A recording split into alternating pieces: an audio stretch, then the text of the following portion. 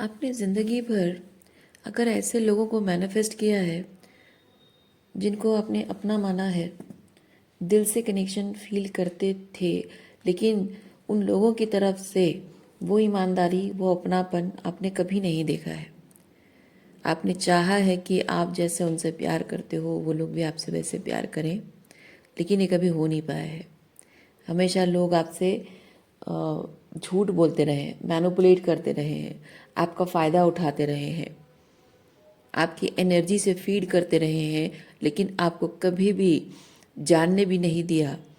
आपकी पीठ पीछे आपके एनर्जी से फीड करके वो दूसरे लोगों को एंटरटेन करते रहे हैं। ये देखिए, ये आपकी एनर्जी है।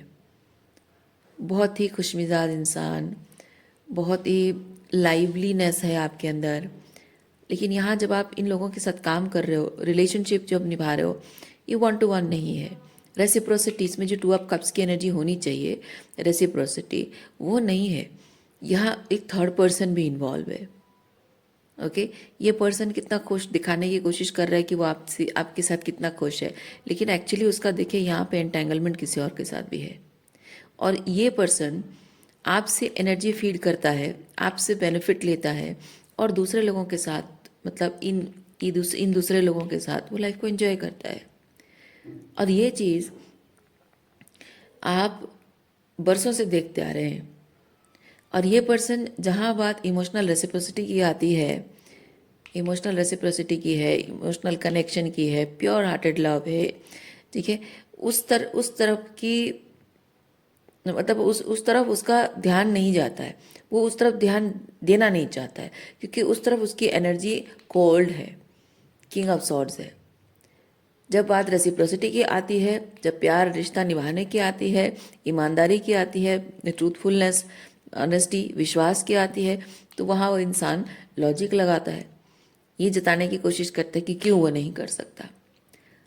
लेकिन जब आपसे एनर्जी लेने की बात आती है, आपसे अपना ईगो बूस्ट करना है, अपनी ज़रूरत पूरी करनी है, तब वो एकदम से आपके साथ इन्वॉल्व हो जाता है। ऐसे जैसे कि आप हमेशा से एक दूसरे के लिए बने हैं, जैसे कि आप एक दूसरे, मतलब आप जैसे कि ट्विन फ्लेम हैं, या फिर जैसे सोलमेट है, उस तरह से आपसे कनेक्ट कर जाता होगा।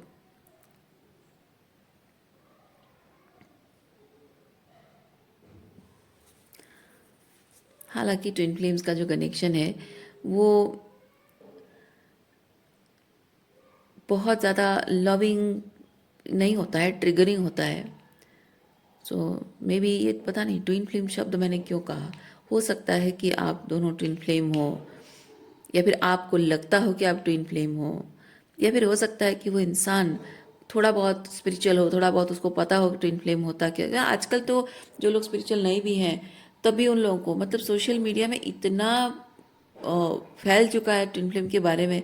हर कोई ऑर्डिनरी इंसान भी ट्विन फ्लेम के बारे में जानता है।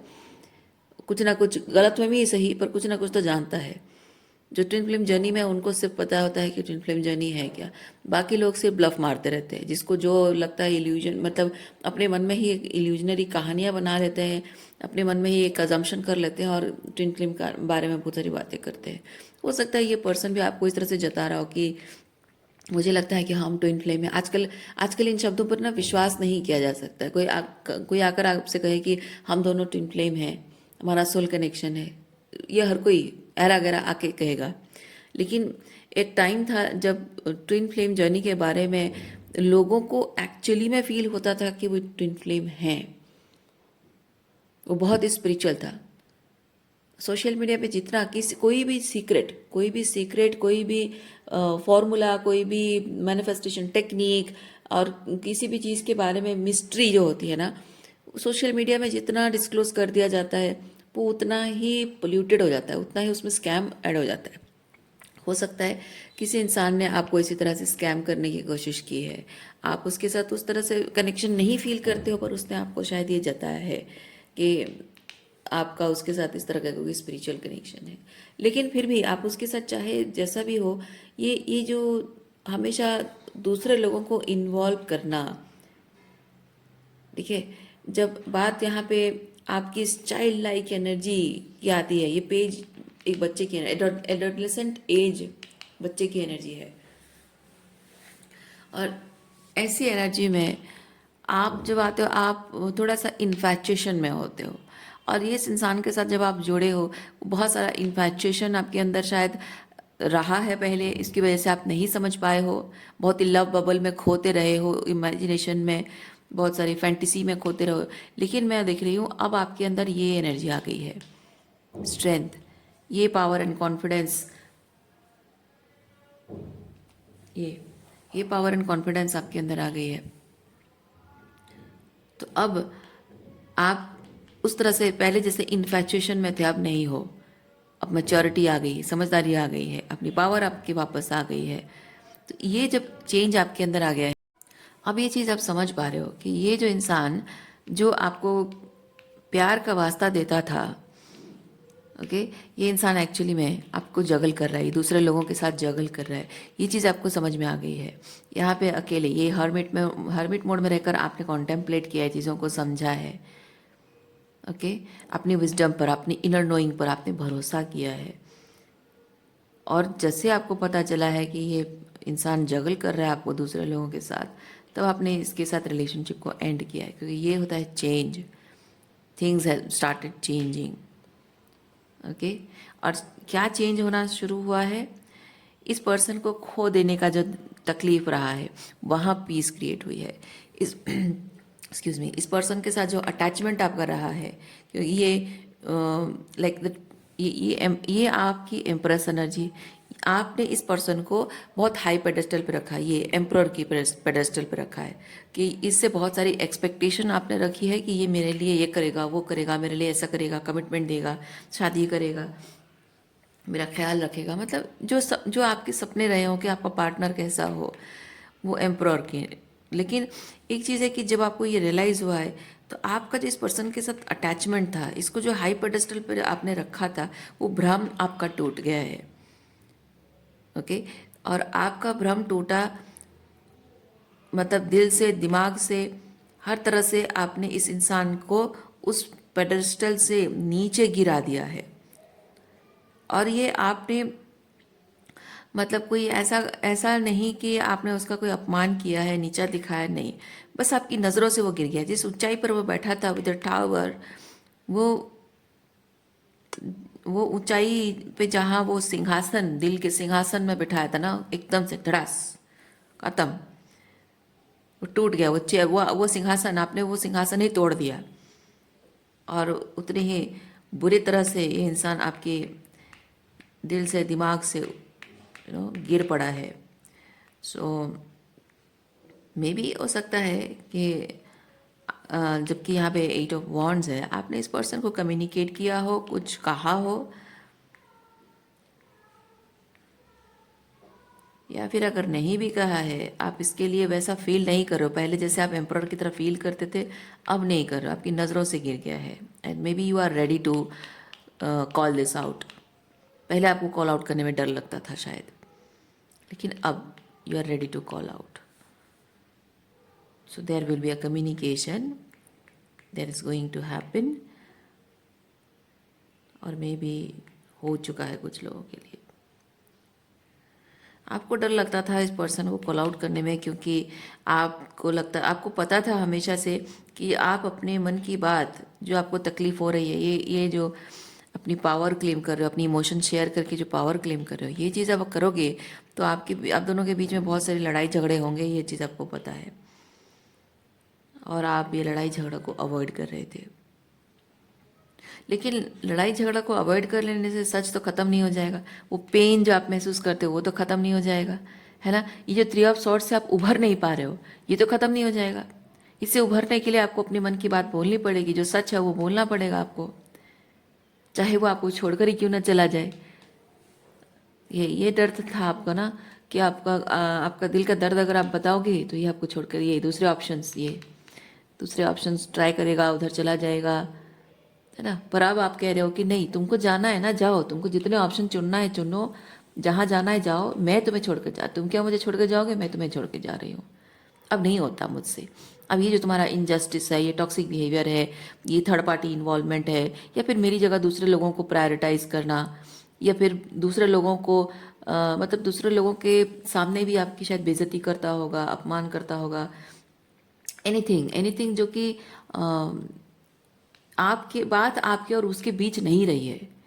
इंपॉर्टेंट चीज़ वो मैं कहना चाह रही हूँ, बात आपके और उसके बीच नहीं रही है, दूसरे लोगों का इन्वॉल्वमेंट है जो कि आपके रिलेशनशिप पब्लिक हो गया है। कुछ कुछ आपके अपने बीच नहीं रहा चीज़, इस पर्सन ने आपको इतना मजबूर कर दिया है कि आपके और उसके बीच की बात नहीं रही, सबको पता चल गया है कि आपके और उसके बीच क्या चल रहा है।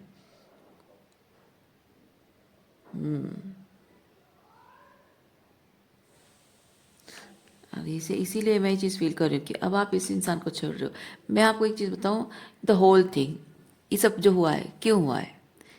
Everything that has been orchestrated by universe to teach you a lesson about the abandonment fear you had.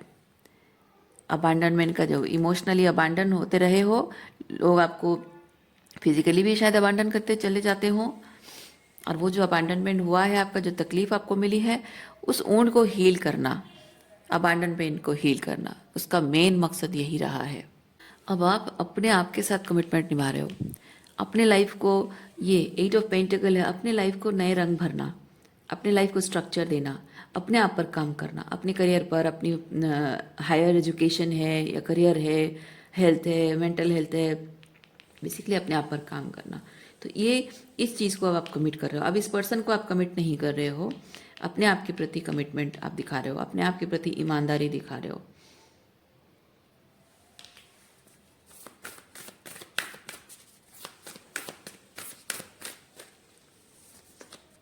देखिए, क्लेंजिंग वाटर्स जो भी आपके भावनात्मक रूप में आपको सर्व नहीं कर रहा है, जो आपके हाईएस्ट रूट को सर्व नहीं कर रहा है, उन सब चीज़ों को, आदतों को, लोगों को यहाँ आप अपनी ज़िंदगी से निकाल रहे हो। प्यूरिफिकेशन एक्टिवेशन हो रहा है, वाइब्रेशन अलाइनमेंट हो रहा है, लाइफ फोर्स आपकी रिस्टोर हो रही है।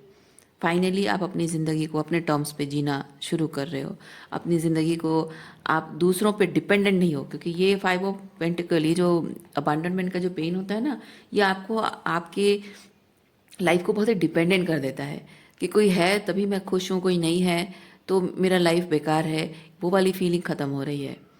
अब कोई हो ना हो, आई डोंट केयर, वो वाली एनर्जी है। ऐसा नहीं कि आप रिश्तों की परवाह नहीं करते हो, पर इम्पॉर्टेंट ये है कि जब लोग मेरी परवाह नहीं करते हैं, मेरी भावनाओं की परवाह नहीं करते हैं, मेरी कमिटमेंट्स की परवाह नहीं करते हैं, मेरे दुख तकलीफ जो उनकी वजह से है उसकी परवाह नहीं करते हैं, तो मैं क्यों परवाह करूं?